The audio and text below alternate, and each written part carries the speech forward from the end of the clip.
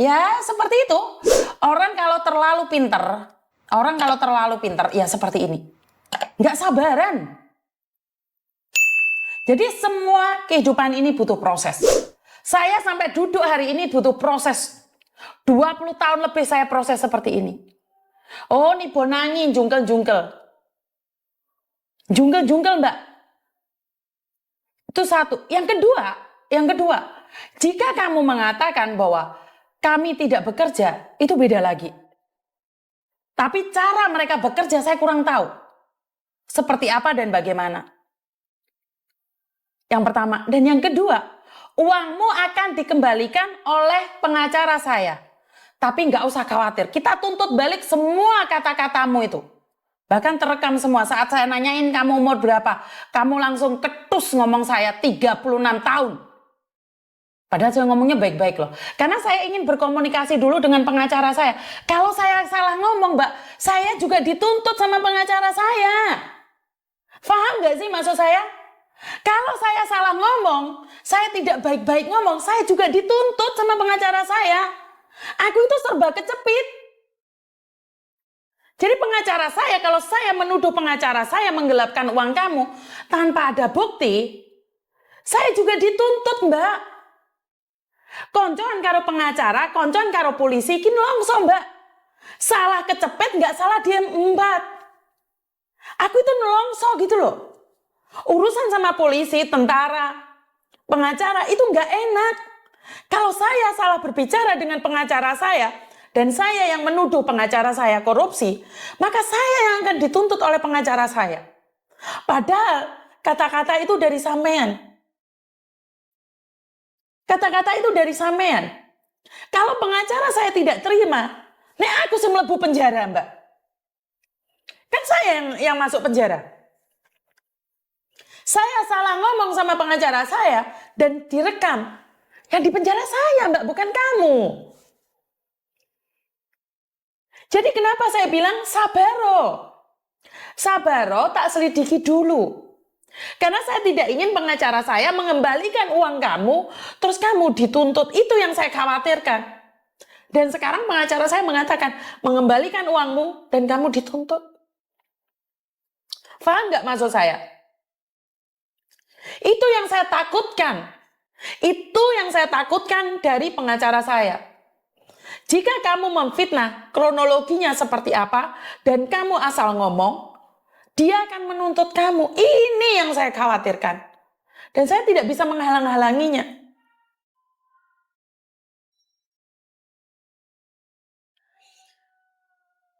Saya sedih banget gitu loh kalau saya dimaki-maki karena pekerjaan orang lain. Sedih banget. Jadi jangan sampai seperti itu.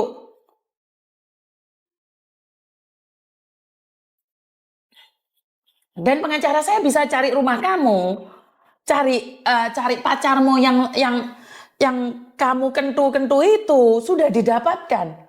Cuma nunggu proses. Kalau masalah di penjara atau tidak itu bukan pengacara yang menentukan. Bukan pengacara yang menentukan di penjara atau tidak. Di BAP. Gak apa-apa. Minta nomor rekeningmu. Saya telepon kamu berkali-kali, kamu gak ngangkat. Gak apa-apa. Karena semua butuh proses.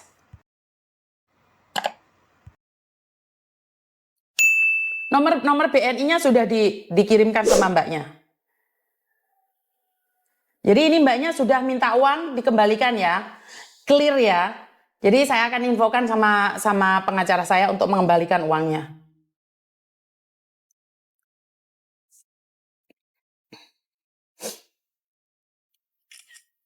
Saya hanya akan kirim ke pengacara saya saja.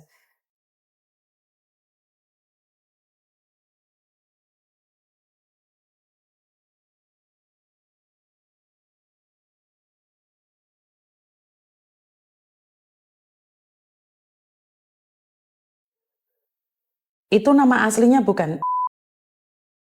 Itu nama asli dia bukan waktu transaksi pertama. Jadi nggak apa-apa.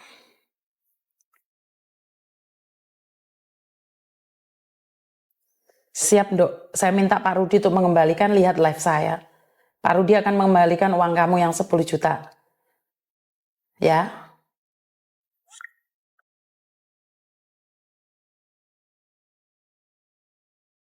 Saya males ngomong kalau udah bener-bener bodohin saya terus bilang saya bego. Makanya saya cuma mau Miss Yuni yang mengkoordinasi ke Pak Rudi. Saya yang diblokir.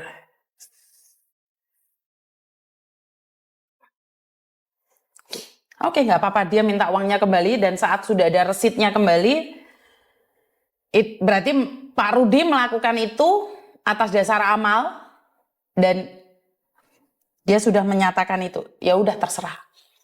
Ya udah terserah, nggak mau apa. Jadi takut ya. Takut banget ya. Dan saya nggak tahu, Dok, kamu berbicaranya dengan Pak Rudi seperti apa. Dan ingat, dia adalah pengacara. Saya takutnya kamu dituntut balik. Kenapa saya bilang kamu harus sabar? Tapi kamu nggak sabar, malah kamu menghina saya, pekerjaan saya. Padahal saya bantu adik kamu yang di luar negeri pun saya bantu kamu. Kamu satu pun nggak ada terima kasih sama saya. Dan ya udahlah, nggak apa-apa. I love you pokoknya. Ya udah nggak apa-apa. Selalu salah, Mbak. Saya akan terus-terusan dihujat. Saya membantu juga dihujat, nggak membantu juga dihujat. Ya aku mau nulung kiri kecepit.